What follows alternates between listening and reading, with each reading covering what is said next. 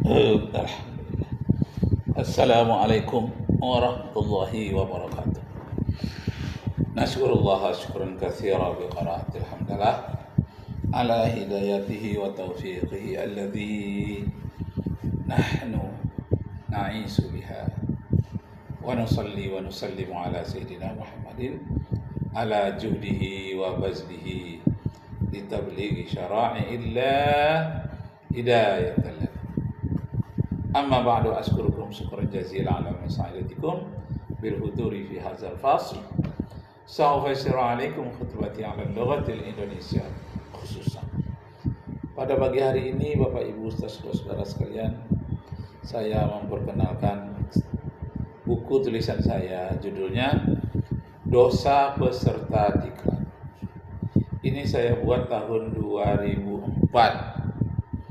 Waktu itu saya masih kuliah di Fakultas Pasca Sarjana untuk mengambil gelar doktor. Nah, saya tulis ini dosa para peserta diklat. Kenapa ini saya tulis? Karena saya lihat banyak sekali diklat-diklat yang mubazir, banyak diklat-diklat yang banyak orang mempergunakan untuk bermain-main, makannya terlalu banyak, istirahatnya diisi dengan canda gurau. Kemudian sholat banyak ditinggalkan.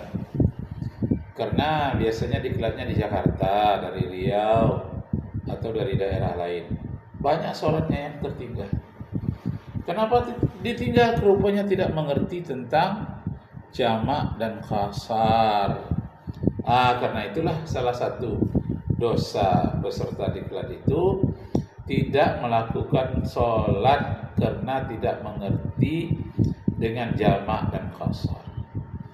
Ketika saya terangkan, saya yang menjadi instrukturnya, Widya Iswara, pesertanya itu guru-guru pengawas sekolah dari Siak, dari Dumai, dari Selat Panjang, dari Bengkalis, dari Rokan Hilir, Bagan, dari Indragiri Hilir, itu Indragiri Hilir ya. Itu dari Rengat juga ada. Ketika saya sampaikan sampai di Pekanbaru, saya katakan cukup 3 kali saja sholatnya, karena 2 itu digabung, antara Isya, Maghrib dan Isya digabung, dikerjakan pada waktu Maghrib. Kemudian zuhur dan asar digabung, dikerjakan waktu zuhur atau asar. Jadi 3 kali saja. Kenapa? Karena ada jamak dan qasar. Banyak peserta yang melawan, tapi bukan guru agama. Pada umumnya guru olahraga. Karena saya tidak pakai peci, tidak pakai kopiah waktu itu, disangkanya saya orang awam. Karena penatarannya memang penataran umum. Dia tidak tahu bahwa saya S1, S2, S3 saya agama semua tentang syariah. Karena saya tidak memperkenalkan diri tentang latar belakang pendidikan saya, maka mereka banyak yang melawan kepada saya dan katakan, apa buktinya katanya, mana suruhannya. Maka saya tulislah di papan tulis itu tulisan Arab, surat An-Nisa ayat 101, ayat 201 sampai 204. Wa iza darabtum fil ardi falaysa 'alaikum junahun an taqsuru minas shalah. Jika kalian mengadakan perjalanan, tidak mengapa di antara kamu mengqasar salat. Jadi rupanya banyak yang tidak mengerti tentang salat qasar, tidak mengerti tentang salat jamak. Yang mengerti dia diam-diam saja, seharusnya dia membela saya untuk menerangkan kepada temannya yang tak mengerti. Tapi dia diam-diam aja, seolah-olah tidak tahu. Nah, baiklah Bapak Ibu saudara sekalian, jadi banyaklah orang yang tidak mengerti tentang qasar salat itu karena jarang dibahas di tempat-tempat masjid, sekalipun dia ketua masjid, pengurus masjid. tapi karena dia tidak melakukan perjalanan jauh, tak ada yang bertanya bagaimana sholat qashar, bagaimana sholat jamak.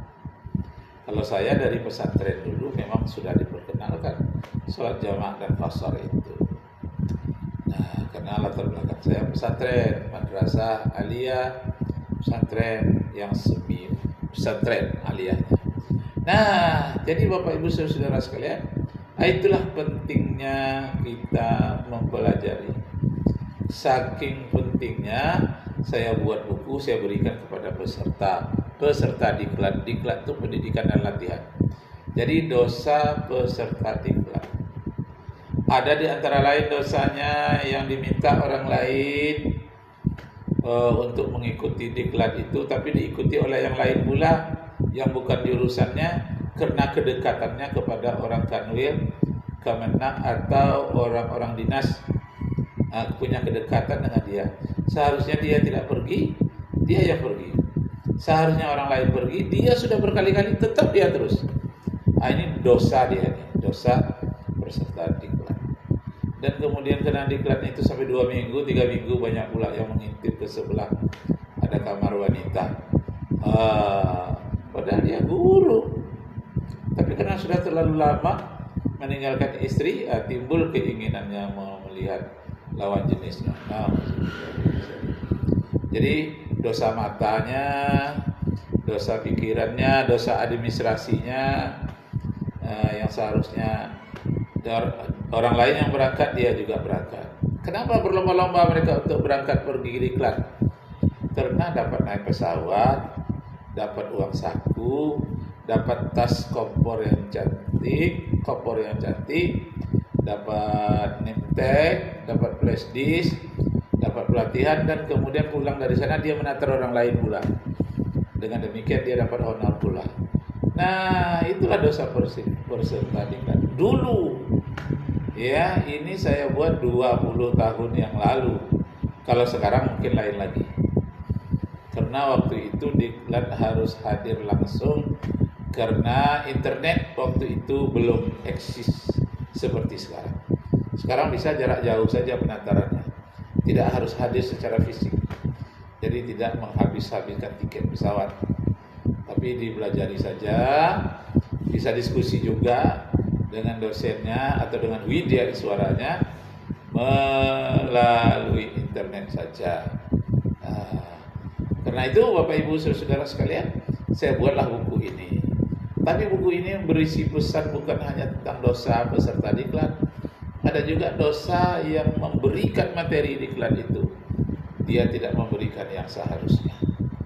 Kemudian juga dosa penyelenggaranya.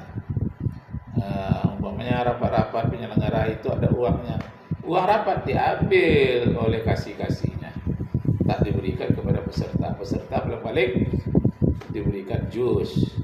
Padahal satu kali rapat itu uangnya 250.000, jus cuman harganya 7.000 atau 10.000, masih banyak sisanya. Disitulah korupsi itu terjadi pada diklat-diklat ini. Makanya dosa yang berkaitan dengan diklat, Masya Allah, dulu, sekarang tidak ada lagi. Sekarang pengawasannya sudah begitu hebat. Allahu Akbar, walillahil hamd. Nah, Bapak Ibu Saudara sekalian, sekarang kita lihat sedikit bagaimana orang-orang yang berdosa, orang yang zalim di dunia ini diperlihatkan langsung oleh Allah Subhanahu wa taala kesalahannya. Terutama yang paling panas sekarang ini di Israel. Di mana di Israel itu? Netanyahu mau berangkat, dia dihalangi oleh ular besar. Cuma dalam gambar ini dibuat ular yang terlalu besar, yang aslinya tidak sampai sebesar itu.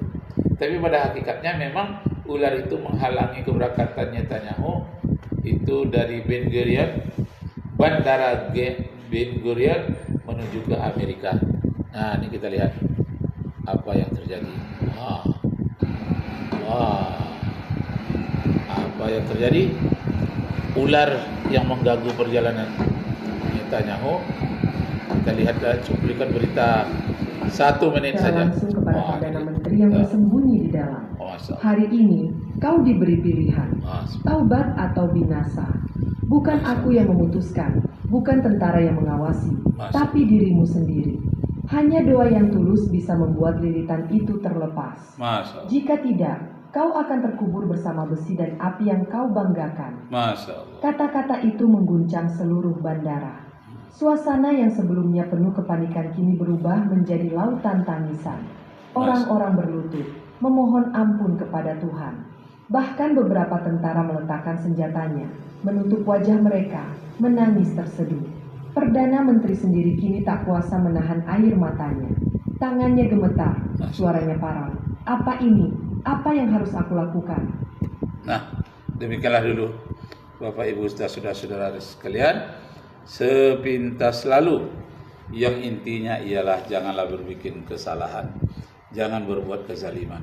Semuanya ada balasan dari Allah Subhanahu wa taala. Arju minkum afwan in wajadtum fiha khata'at wabillahi taufiq wal hidayah. Wassalamu alaikum warahmatullahi wabarakatuh.